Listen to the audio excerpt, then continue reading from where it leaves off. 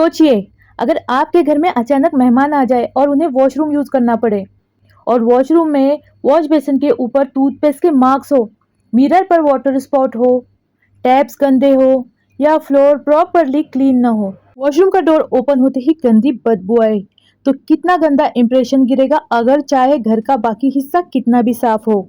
मेरे घर में सिर्फ एक बाथरूम है और वॉश बेसिन भी इसी के अंदर है। मतलब अगर घर में कोई मेहमान आ जाए और उन्हें सिर्फ हाथ भी धोना हो तो इसी बाथरूम का यूज करना पड़ता है। इसलिए मेरे लिए बाथरूम का क्लीन होना और प्रेजेंटेबल होना बहुत ज्यादा जरूरी है। इसीलिए मैं कोशिश करती हूँ कि बाथरूम को सिर्फ अपने यूज़ के लिए नहीं बल्कि किसी भी वक्त अगर मेहमान आ जाए तो बिना किसी हेजिटेशन के यूज़ किया जा सके।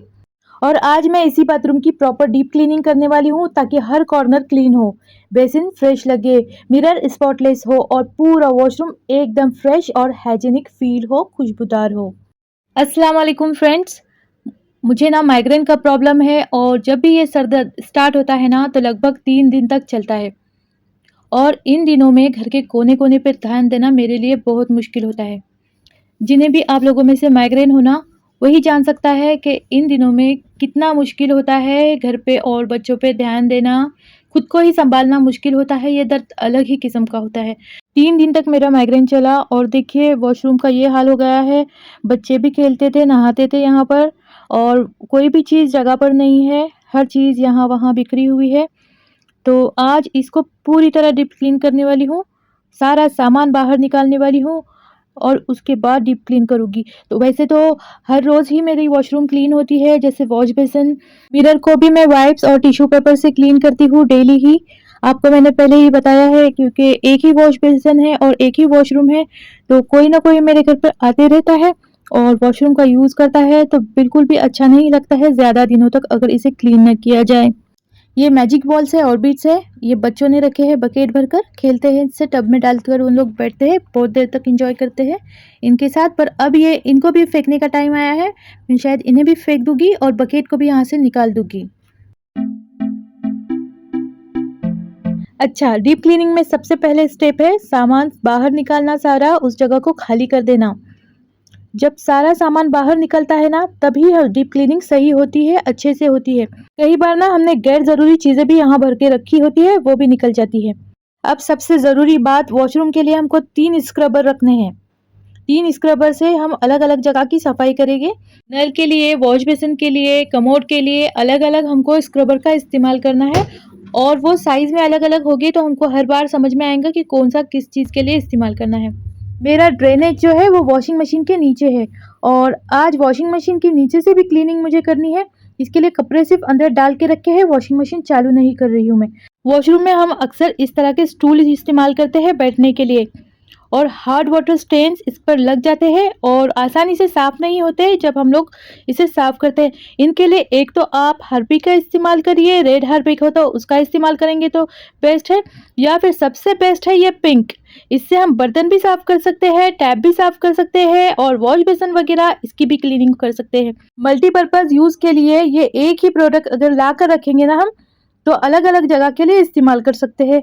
एक वॉशरूम के लिए ला के रखे, एक किचन के लिए, मैंने भी ऐसे ही किया है, एक किचन के लिए लाया है और एक वॉशरूम के लिए।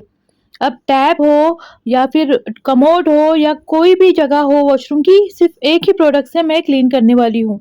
अब चलिए इसका इस्तेमाल करके देखते हैं कैसा है ये। इसका टेक्सचर क्रीमी है, ड्राई ड्राई सा है, थोड़ा सा क्रीमी क्रीमी टेक्सचर है। इससे पहले मैंने जिप से भी आपको क्लीन करके दिखाया है और जिप से क्लीनिंग बहुत अच्छी होती है, वो भी मुझे बहुत ज़्यादा पसंद है। मैं अलग अलग प्रोडक्ट लाकर इस्तेमाल करके देखती हूँ, उस वजह से देखिए हार्ड वाटर के स्टेन वगैरह मेरे इस पर ज़्यादा नहीं है, थोड़े बहुत है वो भी इससे निकल जाएंगे और नया जैसा हो जाएगा। क्योंकि मैंने मेरे फ्रेंड के घर पर देखा है इसे इस्तेमाल करते हुए, उसकी हर चीज़ एकदम नई जैसी चमकती हुई लगती है। तो वो यही प्रोडक्ट यूज़ करती है या फिर जिप यूज़ करती है। स्क्रबर से बड़ी-बड़ी जगह क्लीन होती है, पर जो नैरो जगह होती है ना, उनके लिए हमको टूथब्रश का इस्तेमाल करना है। ये एक टूथब्रश रखा हुआ है मैंने क्लीनिंग के लिए वॉशरूम में, तो इसका इस्तेमाल इस तरह के नैरो जगह होते हैं जो उनके लिए करती हूँ। देखिए फ्रेंड्स, ये सारे प्रोडक्ट तो मार्केट में अवेलेबल है, अलग-अलग प्रोडक्ट आप लोग लाकर इस्तेमाल कर सकते हो। लेकिन अगर किसी भी जगह की बदबू हमको निकालनी है, तो सबसे बेस्ट है विनेगर। मैंने बहुत सालों से ट्राई कर रही हूँ, जभी भी किसी जगह की मुझे बदबू निकालनी हो, हटानी हो, तो विनेगर, सर्फ़ और बेकिंग सोडा वाला जो सॉल्यूशन होता है ना, उसको बनाकर मैं इस्तेमाल करती हूँ। बहुत ज़्यादा इफ़ेक्टिव है ये, आप लोग इस्तेमाल ज़रूर करिए। बाकी हार्ड वाटर के जो स्टेन्स होते हैं, उनको निकालेगा कि नहीं, वो मैं नहीं कह सकती, पर मैंने हमेशा गंदी जो स्मेल आती है ना किसी जगह पे, तो उसको हटाने के लिए उसका इस्तेमाल किया है, तो आप लोग उसको वॉशरूम में भी इस्तेमाल कर सकते हो। ये एक व्हाइट ऑर्गेनाइज़र है, प्लास्टिक का है और इस पर ज़ंग के दाग लगे हुए हैं और नॉर्मली सर्फ़ से ये निकल नहीं रहे हैं। इस पे भी हम लोग पिंक लगाएँगे और इसे निकाल कर देखेंगे। अगर इसमें ये पास हो गया, तो समझ लें कि ये सब में बेस्ट प्रोडक्ट है। तो अब मैं इसे अच्छे से घिस रही हूँ और आप लोगों को रिज़ल्ट बता रही हूँ कि इससे ये स्टेन्स वग़ैरह निकलते हैं कि नहीं। ये एक हिडन ऑर्गेनाइज़र है और बहुत यूज़फुल है। आप लोग इसे ज़रूर खरीदिए और इस्तेमाल करिए। वॉशिंग मशीन और वॉल के बीच में जो जगह बचती है थोड़ी-सी, उसके अंदर इसको हम लोग रख सकते हैं। ये नैरो ऑर्गेनाइज़र है, कम जगह में फिट होता है और बहुत सारा सामान इसके अंदर हम लोग रख सकते हैं। अब जो आपने शेल्फ़ मैंने खाली करते वक़्त देखा, वॉल शेल्फ़ था मेरा, वहाँ का जो सारा सामान था वो दिखने में बहुत बेकार लग रहा था, सामने ही रखा हुआ। वो सारा सामान इस ऑर्गेनाइज़र में मैं शिफ्ट करूँगी। उसके बाद टब की भी क्लीनिंग करूँगी मैं इसी से और नल को भी मैं पिंक से ही धोने वाली हूँ। हमेशा मैं टूथपेस्ट वगैरह का भी इस्तेमाल करती हूँ, मतलब अलग-अलग चीज़ें जो मुझे पता होती है ना, उनका इस्तेमाल करती हूँ और नलों की जो क्लीनिंग होती है ना, टूथपेस्ट से भी बहुत अच्छे से हो जाती है। फिर अब एक कपड़ा लेकर मैं इन चीज़ों को साफ करती हूँ, जो भी मैंने धोकर रखे हैं, क्योंकि जो भी हम लोग प्रोडक्ट यूज़ करते हैं, वो अगर क्रीम फॉर्म में हो, तो एक सफ़ेद-सी परत इसके ऊपर लगी हुई रहती है, तो उसको किसी भी टिश्यू पेपर से या कपड़े से साफ करना ज़रूरी होता है। इसके ऊपर पानी ज़्यादा है, इसके लिए मैं ये कपड़ा है मेरे पास माइक्रोफाइबर, उससे मैं इसे साफ कर रही हूँ। इससे बहुत जल्दी-जल्दी पानी सोखता है। छोटा और बड़ा 2 स्क्रबर रखे हैं अलग-अलग साइज़ के नल के लिए और वॉश बेसिन के लिए, दोनों के लिए अलग-अलग इस्तेमाल करूँगी। मैं जिस स्क्रबर से नल को क्लीन करती हूँ, उसी से मिरर को भी क्लीन करती हूँ, पर मिरर को मैं हल्के-हल्के से स्क्रब करती हूँ, ज़्यादा स्क्रब नहीं करती। अच्छा, जब डीप क्लीनिंग करती हूँ ना, तो वाइपर का इस्तेमाल नहीं करती हूँ मैं मिरर के लिए। मैं जो स्प्रे होता है हमारा वॉशरूम का, उसी से पूरे टाइल पर, मिरर पर, हर जगह पर स्प्रे करती हूँ। फ़ोर्स में पानी लगता है और अच्छे से साफ-सफाई हो जाती है, जितना भी साबुन वगैरह है, सब कुछ निकल जाता है।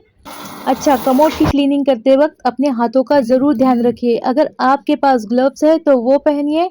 मेरे ग्लव्स भी फट गए हैं, इसलिए फ़िलहाल मैं कैरी बैग हाथों में पहनकर क्लीनिंग कर रही पहन मेरी ग्लव्स भी फट गए हैं, इसलिए मैं फ़िलहाल कैरी बैग हाथों में पहनकर क्लीनिंग कर रही हूँ, क्योंकि टॉयलेट क्लीन करते वक़्त हाथों को डायरेक्ट कॉन्टैक्ट से बचाना बहुत ज़रूरी है। ऐसे ब्रश होल्डर बहुत अच्छे होते हैं, इसमें ब्रश रखा हुआ देखने में भी बुरा नहीं लगता है अगर हम लोग टॉयलेट के आस-पास कहीं रख देंगे तो। लेकिन प्रॉब्लम ये है कि इसके अंदर पानी जमा होता है, जो हमको टाइम टू टाइम फेंकना होता है। अगर आपके पास भी इस तरह का ब्रश होल्डर है, तो आप लोग इस बात का ध्यान ज़रूर रखिए। पिंक को थोड़ा-सा कमोड के अंदर सिर्फ़ डाल के रखूँगी मैं और कुछ देर के लिए छोड़ूँगी। जो पानी वाली जो जगह होती है ना कमोड की, वहाँ पर वो काम करना शुरू करेगा। मैं अभी यहाँ की क्लीनिंग नहीं करने वाली हूँ, बस इस तरह से लगाकर यहाँ पर छोड़ दूँगी। सिर्फ़ अंदर से ब्रश करना काफ़ी नहीं है, कमोड के आस-पास, सीट के पीछे, आगे की तरफ, सीट के ऊपर, सीट की ये नीचे की तरफ हमेशा इग्नोर होती है और इसको भी क्लीन करना बहुत ज़रूरी है, क्योंकि यहाँ ही सबसे ज़्यादा जर्म्स पनपते हैं। चाहे इस तरह से नीचे क्लीनिंग हम डेली ना करें, लेकिन हमको कमोड की क्लीनिंग डेली ही करनी है। डीप क्लीन करते हैं तभी नहीं। बस ये जो नीचे का पार्ट होता है ना सीट का, उसको हम डीप क्लीन के टाइम पे क्लीन करेंगे। तो मैं भी ऐसे ही करती हूँ, मैं डेली ही क्लीन करती हूँ और अंदर से भी अब मैं अच्छे से ब्रश से क्लीन किया है मैंने टॉयलेट को। अब इस तरह से स्प्रे मार कर पूरा क्लीन करूँगी। फिर इसके बाद आएगी वॉशिंग मशीन की बारी। आज वॉशिंग मशीन हटाकर मुझे क्लीनिंग करनी है। हमारा बाथरूम का जो ड्रेनेज होल है ना, वो वॉशिंग मशीन के नीचे है और वॉशिंग मशीन का जो स्टैंड होता है, टायर लगे होते हैं जिसको, वो टूट गया है। इसकी वजह से यहाँ की क्लीनिंग करना बहुत मुश्किल होता है। हस्बैंड की हेल्प लगती है, जब मैं वॉशिंग मशीन को साइड करती हूँ, तभी यहाँ की क्लीनिंग हो पाती है। तो जब तक कि हमारा स्टैंड नहीं आता है वॉशिंग मशीन वाला, तब तक मुझे इसी तरह से क्लीनिंग करनी पड़ेगी वॉशिंग मशीन को सरकाकर और हर बार हस्बैंड की हेल्प लगेगी। इसके नीचे की क्लीनिंग बहुत ज़रूरी है, चाहे आपके ड्रेनेज होल हो या ना हो। इसके नीचे भी क्लीन करना बहुत ज़रूरी है।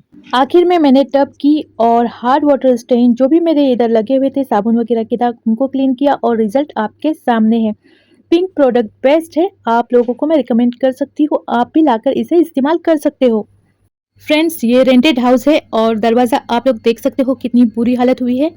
इसे मेकओवर देने का अब टाइम आ गया है। जल्द ही आपके सामने वॉशरूम मेकओवर की वीडियो आएगी।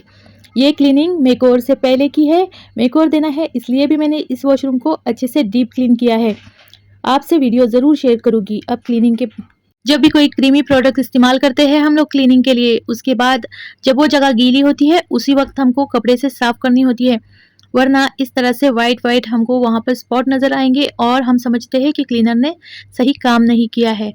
वॉश बेसिन के पास रखी जाने वाली चीज़ें जैसे हैंड वॉश वगैरह, इनको भी डीप क्लीनिंग के वक्त साफ़ करना बहुत ज़रूरी है। डीप क्लीनिंग के वक्त ही नहीं, ऐसे भी जब भी हम लोग को टाइम मिलता है तो इनके ऊपर भी पानी ज़रूर डालिए। अगर जल्दी जल्दी हम इनको साफ़ करेंगे ना तो ये भी नए जैसे रहेंगे, साफ़ सुथरे रहेंगे, वरना ज़्यादा दिनों तक इन पे ध्यान नहीं दिया जाता है और इन पे कालापन आ जाता है। और सारी क्लीनिंग करने के बाद भी ये चीज़ें अगर पास में रखी हुई गंदी दिखे तो अच्छा इंप्रेशन नहीं गिरता है जब कोई हमारे वॉशरूम में हैंड वॉश करने के लिए आता है तो मैं वक्तन फ़ौक़्तन इनको भी साफ़ करते रहती हूँ। कुछ देर पानी निकलने के लिए इसी तरह से रखती हूँ, फिर कोई सूखा कपड़ा या फिर टिश्यू पेपर लेके इनको भी वाइप करके लेती हूँ ताकि पानी के जो दाग सूखने के बाद आते हैं इनके ऊपर वो भी ना आए। अब चीज़ों को एक एक करके सारी जगह पर रखती जा रही हूँ मैं, और वॉशरूम से इतनी सारी चीज़ें ऐसी निकली है जो गैर ज़रूरी थी। खाली बॉटल्स वगैरह पड़ी थी वो, और ये शेल्फ खाली हो गया है। अब यहाँ सजावट होगी, यहाँ कोई गैर ज़रूरी सामान नहीं रखा जाएगा। उस जो भी सामान था यूज़ का वो यहाँ पर मैंने इस शेल्फ में लाया है, और ये नैरो जगह में रखती हूँ मैं, हिडन होता है उस वजह से ये सारी चीज़ें रखी हुई दिखेगी नहीं। यहाँ पर देखिए वॉशिंग मशीन और वॉल के बीच में ये जो थोड़ी सी स्पेस है, ये सारा सामान यहाँ पर आ जाएगा। वॉशरूम में अगर कैबिनेट नहीं है ना तो ये आइडिया बेस्ट है।